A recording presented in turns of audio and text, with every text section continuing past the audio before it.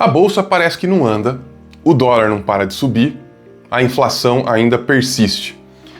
A gente tem pacotes fiscais que prometem cortar os gastos públicos, mas eles demoram a chegar e quando eles chegam, eles nos decepcionam. Então hoje eu vou falar como eu estou fazendo para navegar esse mercado difícil, evitar prejuízos, evitar grandes perdas e até mesmo conseguir ganhar alguma coisinha nesse momento complicado. Sejam bem-vindos ao canal Valoriza, meu nome é Enéas e hoje a gente vai conversar um pouco sobre esse mercado um pouco difícil, né? Até queria começar falando aqui sobre o panorama que a gente tem vivido. E o panorama ele tem coisas ruins, mas também tem coisas boas. Uma coisa boa que eu gosto de falar é que o Brasil tem crescido acima da previsão desde 2021. Há muitos anos, portanto, o mercado estima que o Brasil vai crescer 1%, menos de 1%, e o Brasil vai lá e cresce 3 e pouco, né? Às vezes um pouquinho mais, às vezes um pouquinho menos. Isso no outro governo, nesse governo, então nem é uma questão ali de governo, mas isso tem acontecido. Mas o que nos preocupa é que a gente tem um governo atualmente que se usa ali de gastos elevados, não é muito chegado numa austeridade fiscal. Isso causa juros altos, né? E aqui eu não estou falando do juro ali da taxa Selic, né? Ah, o Banco Central não abaixa a Selic, eles são ruins. Não é isso. O que eu estou falando é a taxa de juros de longo prazo. A Selic é taxa de juros de curto prazo, ela importa menos. O que importa é a taxa de juros de longo prazo, essa é determinada pelo mercado. Eu vou emprestar dinheiro para o governo, mas eu quero ganhar IPCA mais 7, porque o risco está muito alto, vocês gastam muito dinheiro e tal. E aí eu vejo todo um reclamatório do mercado, das pessoas, dos investidores, do barbeiro, do motoboy, de todo mundo, que o governo gasta muito, que não tem austeridade, que não sei o quê, e que a taxa de juros está muito alta, e aquela reclamação toda. E a primeira coisa que eu quero perguntar para vocês é assim, vocês esperavam o quê?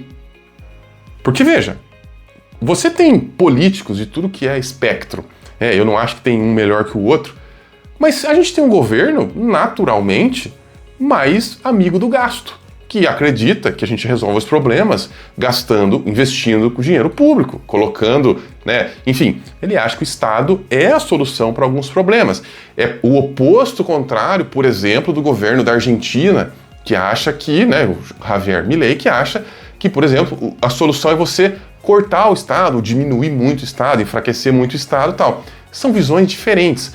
Qual tá certa e qual tá errada? Sei lá. Pode ser que uma seja certa em uma área, não, na saúde é melhor ser assim. E pode ser que em outra área seja melhor a outra visão. Eu não sei. E não é o meu papel julgar a política pública, e nem o seu papel. O seu papel como investidor é investir bem o seu dinheiro, multiplicar o seu dinheiro e ficar rico. Se você puder, por favor, se concentrar nisso, acho que já ajuda um pouco. Então essa é a primeira questão que eu faço a você. Você esperava o quê? Você esperava austeridade fiscal? Você esperava um governo igual ao do Javier Milei? Não, a gente esperava exatamente o que está acontecendo. Um gasto um pouquinho mais alto, um pouquinho mais de inflação, um pouquinho mais de juro. Isso é normal. Eu não sei qual é que é a reclamação disso tudo. Mas dito isso, que me incomoda um pouco esse reclamatório, eu quero dizer para vocês o seguinte, a volatilidade, o sobe e desce da bolsa, ou talvez o mais desce até do que sobe, ela é algo que todo mundo sabe que é benéfico. A gente sabe que o investidor de longo prazo, se ele investe num ativo que sobe, desce, sobe, desce, sobe, desce, ele ganha mais do que se o ativo só subir em linha reta. O resultado é melhor num ativo que tem volatilidade. A gente sabe que na hora que os ativos caem, a gente consegue comprar mais com menos dinheiro. A gente sabe que quando a bolsa despenca, a gente consegue comprar mais com menos dinheiro. E nem tá despencando, tá? O clima tá meio ruim e tudo, mas a bolsa tá muito longe de estar despencando, né, gente? Pelo amor de Deus. Agora, você sabe isso, você sabe que é bom, mas na hora que vem a volatilidade, na hora que vem a queda, aí vocês ficam, o mercado fica desesperado, reclamando, não, porque não vai dar, o Brasil não vai dar certo e tal. Gente, pelo amor de Deus, é a hora de aproveitar. Continua seguindo a sua estratégia, porque a volatilidade não é inimiga do investidor de longo prazo. A volatilidade pode atrapalhar com o investidor de curto prazo. Esse pode se ferrar com ela. Mas não é o nosso caso. Eu nem acredito em investimentos de renda variável para curto prazo. Para mim é investimento de longo prazo. Então eu quero dizer para vocês o que eu faço para navegar esse período aparentemente difícil, esse período de desilusão no mercado financeiro, na Faria Lima, E assim, a primeira coisa, eu já falei no vídeo anterior, eu vou focar nos meus ativos. Eu tô preocupado se a WEG tá vendendo motor. Eu tô preocupado se o Itaú tá emprestando dinheiro pra galera, se a galera tá pagando o Itaú com juros. Eu tô preocupado se a Engie tá vendendo energia elétrica e tá ganhando dinheiro. Eu tô preocupado se o meu fundo imobiliário tá com a vacância baixa, se negociou aquele imóvel que tava ali incomodando. Eu não invisto no Brasil, eu não invisto na bolsa, eu invisto nas empresas.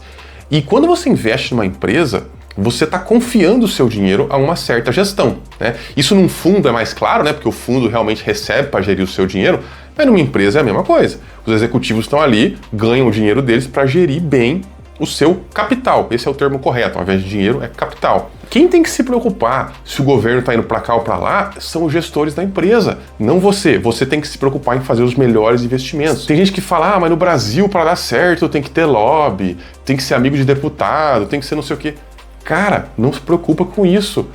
O presidente da sua empresa, né, a mesa diretora da empresa que você investe, provavelmente está pensando nisso. Provavelmente doou para a campanha de algum deputado. Provavelmente vai lá no Congresso e conversa e expõe o lado deles, que é algo assim natural da democracia, né? Infelizmente tem que ter isso aí mesmo, tem que estar lá no Congresso, tem que falar, tem que encher o saco e tal. É uma coisa que eu detesto, mas faz parte. A democracia funciona assim. Se você quer alguma coisa, você tem que correr, tem que ir atrás, tem que chorar, tem que pedir.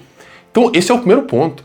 Meu foco está dentro dos ativos. Eu não invisto no Brasil, eu não invisto na Bolsa, eu não invisto nos Estados Unidos, eu não estou nem aí para a eleição, eu invisto na empresa.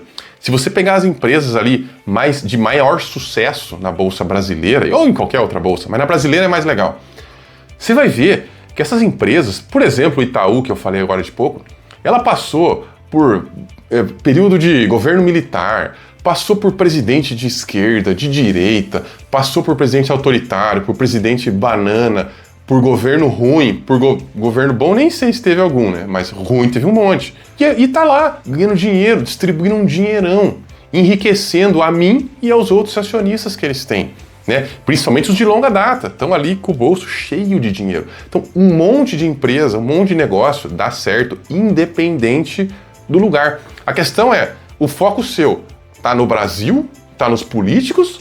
Ou tá em você? Em como você pode ganhar dinheiro, como você pode ser um investidor melhor. Outra coisa que eu faço que me ajuda muito é ignorar o noticiário. Para de ver noticiário, especialmente em momentos difíceis. O noticiário, a função do noticiário é fazer com que todos os problemas do mundo sejam o seu problema. Então, o problema de todo mundo se torna problema seu, porque você começa a ficar preocupado, você começa a sofrer, e muitas vezes as coisas não têm nenhuma relação com a nossa vida. A função do noticiário não é informar, é te preocupar, é te estressar e principalmente te tirar do foco. Especialmente se são esses jornais assim, mais de manada, como Jornal Nacional, G1, UOL, Folha. Quem lê isso aí está condenado à mediocridade. Se você, lógico, então você é um alienado, não vou saber nada e tal. Não, você pode ler ali, de repente, um jornal especializado. Eu gosto de tecnologia. Então você lê lá o Canal Tech, o Tecnoblog, sei lá. Eu gosto da parte de saúde, então você lê um jornal específico de saúde. Esses tendem a ser um pouco melhores, mas ainda assim não são grandes coisas. Mas claro, a gente não pode viver também completamente desinformado. Mas aprende a ler sem ler. Né? Não se apega muito naquilo ali, não deixa o noticiário te pegar. Por quê?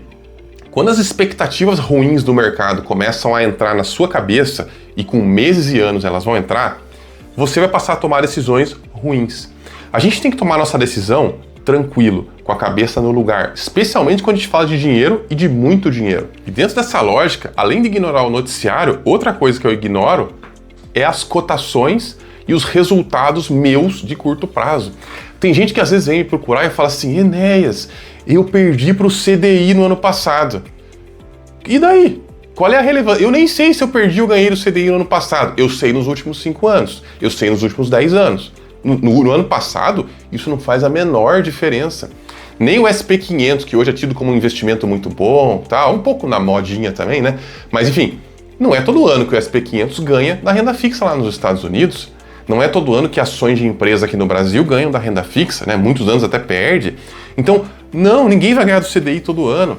Isso é coisa que a gente posta no Instagram, ou é um monte de youtuber que tem aqui e fala, não, esse ano eu ganhei 200% do CDI. Gente, cresce, né? Isso aí não tem nada a ver com a realidade. A realidade é feita de altos e baixos. Ninguém ganha consistentemente acima do CDI. A não ser que seja um investidor só de renda fixa, né? Aí tudo bem, você pode ganhar lá 102% do CDI. Mas se você pega os melhores investidores do mundo, como por exemplo o Warren Buffett, você vai ver que ele tem uma média lá de, sei lá, 15% ao ano, alguma coisa assim. E mesmo assim, tem ano que ele ganha 30%, tem ano que ele perde. Tem ano que ganha muito, tem ano que perde muito. Isso é absolutamente normal. Mas se você fica lá acompanhando a cotação, olhando se a sua ação está subindo ou está caindo, só para validar as suas escolhas, você provavelmente vai errar. Você vai ficar com medo, vai deixar os ativos escaparem antes da hora, vai vender o que não devia vender. Porque acompanhar a cotação é um hábito do sardinha, do investidor novato, daquele cara que ainda não sabe o que está fazendo ou que está um pouco deslumbrado. Conforme o tempo vai passando, a gente vê que essas coisas não mudam nada. A gente passa, ao invés de acompanhar a cotação, acompanhar aquilo que está dentro, né? Os resultados, os lucros, a ocupação dos imóveis, né? O faturamento das empresas, as margens, porque a gente passa a se interessar pelo que realmente coloca dinheiro no nosso bolso no longo prazo. Uma outra coisa que eu faço nos momentos difíceis, mas nos fáceis também eu faço isso, confesso a vocês, é não falar sobre meus investimentos. Eu falo aqui com vocês no YouTube para eu não falar com ninguém lá no churrasco da família. Eu fico bem na minha. Por quê? Porque quando você começa a investir, fica deslumbrado e quer falar para todo mundo, né? Não, porque eu compro ações, porque não sei o quê. Eu quero ver, quando tiver uma crise, as ações despencarem, os seus parentes começarem a te falar assim, então, e aí, como é que tá lá? Caiu, né, cara? Complicado, hein? E aí você vai ficar sem graça, porque você fez um monte de investimento e aí aquele investimento caiu. Isso vai te deixar mais inseguro ainda. Ninguém tem nada a ver com os seus investimentos. Ninguém tem nada a ver com o seu dinheiro. Você cuida do seu dinheiro. Cuidar de investimento, enriquecer, é uma coisa meio solitária mesmo. A gente faz meio que sozinho, a gente tem que cuidar do nosso. E nenhuma conversa que você tem sobre dinheiro é muito honesta, as pessoas tendem a falar só das vitórias, né? Acho que todo mundo aqui que já viveu alguns anos sabe o que eu estou falando aqui. E nessa mesma linha de não ficar falando sobre investimentos, é também não ficar ouvindo a opinião de todo mundo. Não fica pedindo a opinião das pessoas sobre os seus investimentos. Você tem que estar seguro dos seus investimentos. Não é eu que vou falar para você, você deve investir nisso aqui. Eu não faço isso, nem com os meus alunos, nem com quem eu acompanho, nunca faço isso. É sempre assim, você tem que estar seguro do que você está fazendo e a decisão sempre é sua. Uma estratégia de investimentos que funciona no longo prazo, ela tem que aguentar até o longo prazo. Para isso, a pessoa tem que ter certeza daquilo que ela está fazendo. Você tem que saber o que você está fazendo, você tem que investir naquilo que você conhece, senão você vai ficar no gira-gira. Hoje você escuta o Enéas fala para você que, sei lá, que investir em Bitcoin é a melhor coisa do mundo. Aí você vai lá, bota dinheiro no Bitcoin. Amanhã, você nem lembra mais do Enéas, você fala lá com outro cidadão que fala para você que esse negócio de criptomoeda é enganação, é golpe do tigrinho, não sei o quê, e que na verdade o bom mesmo são fundos imobiliários. Aí você vende a criptomoeda, coloca no fundo imobiliário. Você sempre vai fazer isso nos piores momentos possíveis, isso se chama giro de patrimônio e isso impede que você enriqueça. Se você conversar com a maioria dos investidores de sucesso, né? Inclusive, se você me perguntar isso, eu vou falar exatamente isso. Um dos maiores erros que a gente comete no começo é o giro de patrimônio. A gente gira demais. E ficar ouvindo a opinião dos outros, conversando sobre investimento, né? Se contaminando com todo tipo de conteúdo porcaria que tem aqui na internet, faz com que você duvide da sua estratégia e gire os seus investimentos. A dúvida é sua inimiga. Por isso que você tem que pensar muito bem antes de investir em alguma coisa, para que essa sua convicção dure bastante tempo. E o último recurso que a gente tem nesses momentos difíceis é a diversificação. Não é porque, vou começar a diversificar agora porque tá difícil, não é isso. Mas como a gente sempre diversifica, eu sempre diversifico, eu tenho ativos diversos, de diferentes tipos, em diferentes países, em diferentes moedas. O que acontece quando a gente tem um momento difícil no Brasil? Para mim, muito pouco. Porque o momento difícil está aqui, mas lá nos Estados Unidos o momento está bom, então eu tenho investimento em todo lugar, e aí a minha carteira continua andando sem com que eu me desespere. Esse é um dos nossos objetivos, a gente ficar tranquilo com a nossa carteira, tranquilo com o nosso portfólio. Eu não sei se vocês perceberam, mas tudo que eu falei aqui, desde focar nos ativos, ignorar o noticiário, não ficar falando sobre investimento, não acompanhar a cotação, não ouvir a opinião dos outros e ter uma diversificação, tudo isso tem um resultado, é que você consiga continuar seguindo a sua estratégia. Porque quando você traçou a sua estratégia, você certamente não imaginou que as coisas ficariam boas para sempre, que sempre o mercado ia subir em linha reta e que sempre nós teríamos bons governos e as empresas sempre dariam certo. Você não imaginou isso. A gente imagina que tem bons momentos e maus momentos. As coisas vão subir, vão cair.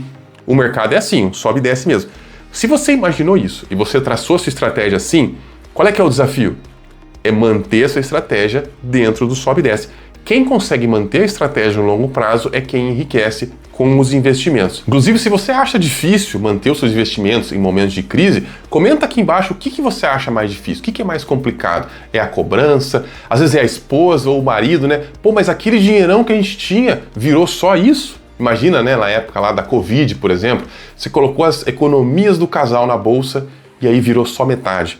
É esse o maior desafio para você, a cobrança? Ou de repente você mesmo fala, pô, estou perdendo dinheiro, é o medo? Enfim, comenta aqui, eu quero entender também qual é que é o seu desafio. A gente pode continuar conversando sobre esse assunto. E no mais, continuem firmes na estratégia de vocês e se cuidem lá fora.